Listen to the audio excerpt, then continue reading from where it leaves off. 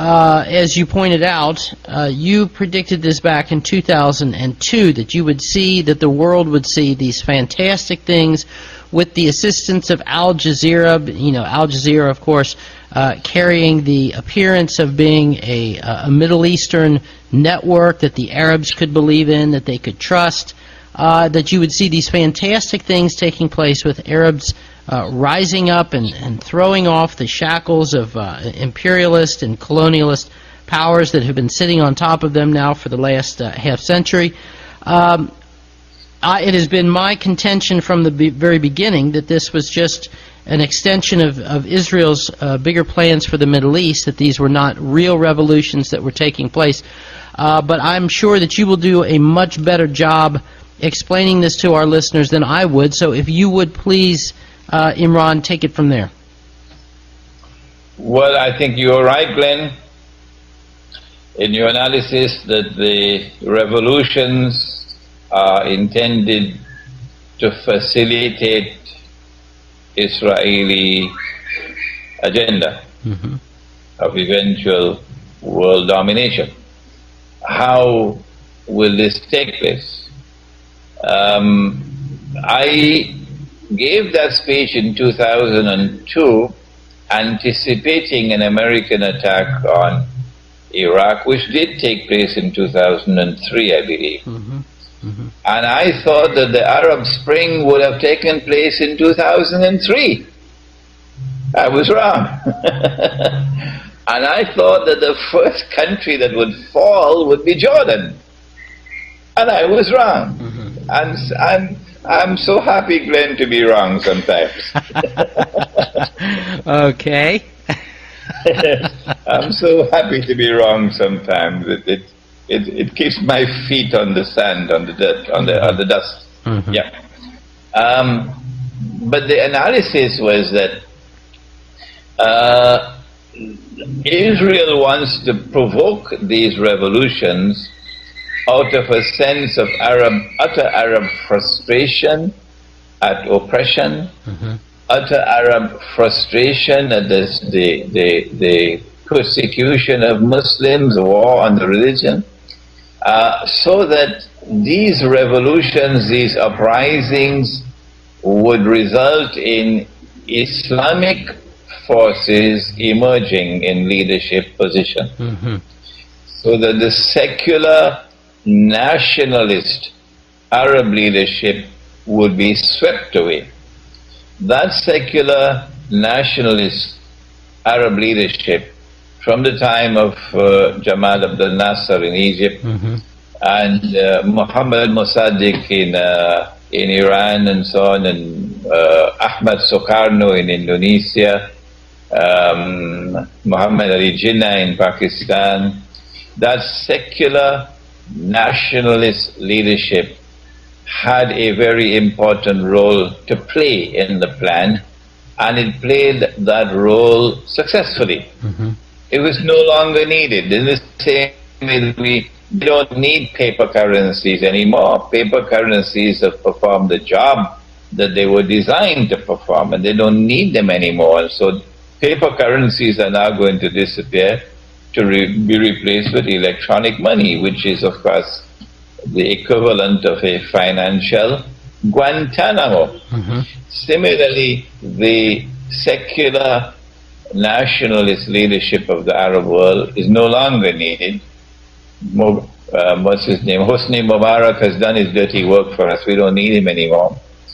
What we need now is Islamic leadership, or so-called Islamic leadership, so that the world would see Muslims in the name of Islam ruling over Egypt, for example, an Islamic government in Egypt.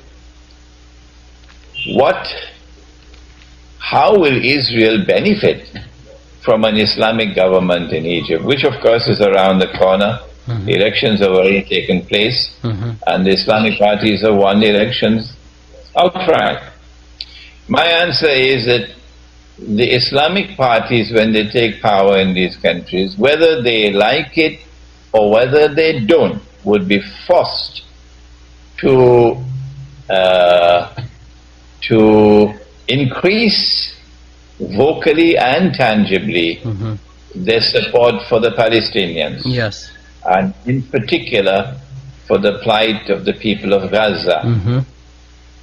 And as they increase that support and they enter into tangible support and the rhetoric increases, the rhetoric of war, Israel and the media around the world can then launch a PR program, a PR offensive to captivate mankind with this lie that Islam poses a threat to mankind. It's a menace to mankind. Muslims want to take over the whole world. And Israel is in mortal danger. Israel already has her pre-planned wars against the Arabs, for example, but Israel does not want to wage these wars while appearing as a naked aggressor. Exactly. So Israel wants to be able to say, well, we are only defending ourselves and we are waging these wars on behalf of mankind, to save mankind from the menace of Islam. That's my explanation of the Arab uprising. But there's another part of it. There's another part of it, and that is that, and I am actually mentioning this for the first time in your program, Glenn, that Islamic political theory is one which recognizes divine sovereignty over the state. Western political theory, the modern state, has rejected divine sovereignty. Sovereignty now lies with the people. And the modern constitution around the world recognizes sovereignty of the state residing with the people. And that supreme authority and supreme law resides with Parliament, not with God and His Prophet. And these Islamic parties in the Arab world and elsewhere are monstrously misguided, pathetically misguided, and finally sorrowfully misguided, that they do not have an understanding of Western political theory. And they foolishly, Glenn, I'm sorry to be using this harsh language, but the walls are falling down, Glenn. The fire is consuming the house. I have to use the language now. They very foolishly take an Islamic movement and transform it into a political party with slogans and with party symbols, and then fight elections. Elections in which the population is recognized to be a conglomeration of individuals. No, God didn't create us as individuals. No, He has more wisdom than that.